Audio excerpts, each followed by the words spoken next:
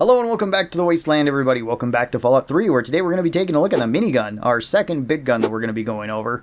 The minigun is a pretty interesting weapon because you're probably not going to be finding this one early on, but it has kind of kept the same role as it has been in pretty much every other Fallout game, where it has high DPS, a high magazine, low base damage, and takes a pretty common round, or at least a round that's easily accessible. That's kind of just been the staple of the minigun throughout all the Fallout games. For the stats, the minigun does do 5 damage per shot, which isn't the highest, but you kind of expect that from a weapon like this. It is using the 5mm round, which is the only weapon in Fallout 3 that uses that, so it doesn't actually have any competition with anything else. So any ammo that you get for this is going to go either to the minigun or the unique version of it, assuming that you just don't sell it. This one does 100 damage per second, which is pretty good. It attacks very fast, as you would kind of hope for a gun like this. This one has a big old 0 for crit chance and a big old 0 for crit damage. I don't know if the crit chance is entirely accurate. It might be a little bit higher than that, because I swear I was hitting crits when I was recording this. I could be wrong. But it wouldn't matter if you're doing 0 crit damage, because you're not doing any additional damage with those crits. And just like with the sawed-off boomstick, the sawed-off double barrel, I'm getting it kind of mixed up with Deep Rock's boomstick, since I've just made a video talking about that too. Even if you do manage to hit a sneak crit, this isn't going to get you any extra damage. Sneak crits are usually double damage from regular crits, but in this case it wouldn't be any extra damage because you're not hitting any crits. This one does cost 30 action points. The miniguns aren't really the best to be using in VATS. They're not bad because they do spray at enemies, but I wouldn't really recommend it unless it's just a very difficult to hit enemy. But even then, the minigun's pretty good at just spraying down anything because it has a pretty decent spread to it. This one has a big old 2 for spread, which is quite a lot. That's a lot of spread for a gun. That's more than the assault rifles are. But it's not such a big deal with the minigun, because you're probably not going to be using this at super long range. You can if you would like, but most of the time you're going to be using this at close and medium range. And it does fairly well at that. It's also kind of nice to have a bit of spread so you can potentially hit multiple enemies with this. This one holds 240 rounds in it, holds a lot of ammo as you would kind of hope. This one does weigh a lot at 18. Carrying around miniguns is going to be awkward regardless. You might just want to end up using your alien epoxy for this, assuming that you're using the Mothership Zeta DLC, or assuming that you have that one, you've already went there. That could be a decent option because it's not the most common to be finding miniguns.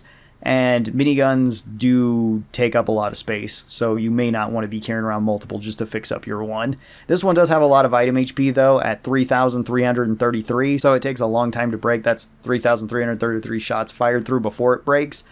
That's pretty nice. Minigun does take a little while to reload, and it's even longer if you start getting those jams, so you will want to keep this in decent health, I would say. For the general pros of the minigun, high DPS as you would expect. It's really good at close and medium range. It can just rip through just about anything. It's really good for that. And the large magazine size makes it so the sustained fire from this is pretty good, even though it does attack quite fast.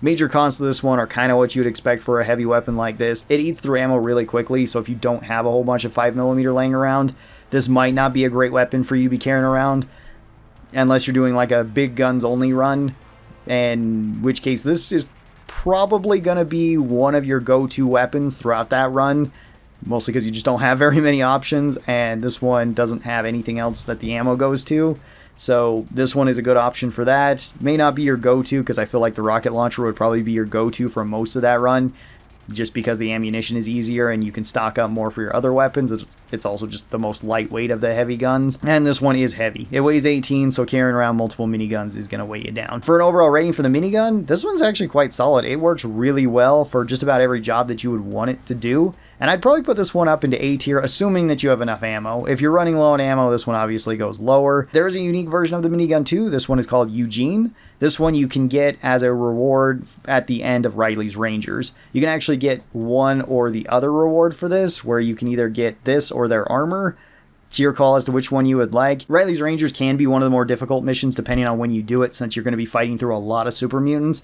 If you do this early on, it can be potentially a struggle because you will be running into like brutes and potentially masters that have regular assault rifles and Chinese assault rifles. If you do this much later on, it can also be really difficult because you're going to be running into overlords and they'll have tri-beam lasers, so that can be pretty rough. As well as they might have super sledges at that point too, also kind of rough. If you're doing this towards the mid game, I think it's going to be the easiest, and then you can pick this as a reward if you would like. Eugene does 7 damage per shot, which is pretty good. That's 2 more damage than the regular minigun, which is a really good amount of damage to get from this. This does 140 DPS, so that's even better. Still has 0 crit chance, still has 0 crit damage. Costs 30 action points to be using in VATS, which is fine, I guess, for a big weapon like this. Still has 2 spread, still holds 240 rounds, still weighs 18. And this one does have slightly more HP. This one has 3,571 shots before it breaks. So about an extra 200 shots over the regular minigun. And that's not a huge amount. The main reason why you're going to be taking this is for the extra damage and then for the extra damage per second. That's going to be the main selling point for Eugene for you. For an overall rating for Eugene, this one I would probably also say is A tier. Main reason why I wouldn't put it up into S tier is because the Gatling lasers exist, and I think they're just kind of better versions than the minigun. They're just stronger overall. They're better at most jobs, assuming that you have ammo and assuming that you can fix them up. The miniguns are more common though, and you will be getting them more early than something like Gatling lasers, assuming that you're not just going to rush the unique one, which is going to be pretty difficult at the start, but you could potentially do it if you would really like. I should also mention 2 perks that are really good with the miniguns and really good with just any weapon in Fallout 3, and that is the Ghoul perk and the Superior Defender perk that you can get in Point Lookout. Those ones are really good because they're actually bugged in the game, and they both give you 5 more base damage for every weapon once you get them. The Ghoul one is not supposed to. It's only supposed to get you 5% more damage towards ghouls, but it's bugged and just gives you 5 more base damage to everything, which is really good. And then the other one, Superior Defender, is supposed to give you 5 more damage whenever you're standing still, as well as it gives you some damage threshold, I believe, when you're standing still too. But I don't think that actually triggers when you're standing still. I think it triggers regardless. I think that one's also a bugged perk. So if you want to rush to Point Lookout and do those ones right away, that does substantially buff these weapons because the base minigun only has 5 damage on it. You get 5 more damage and then 5 more damage, you're going up to 15 more damage, and you've just tripled the amount of damage the minigun does. And so its DPS also triples, and that makes it actually a really solid weapon if you want to be using it throughout most of the game. And that's just a really solid strategy for really any weapon in Fallout 3 if you want to be doing that DLC relatively early. That'll do it for the miniguns. Tell me your thoughts on these weapons. These ones have been requested quite a bit. We're also going to be going over the Gatling laser, I imagine, sometime soon, since all the remaining heavy weapons are actually pretty good too. So thank you guys so very much for watching this. Hope you guys enjoyed it, and I'll talk to you next time. Bye-bye, everybody.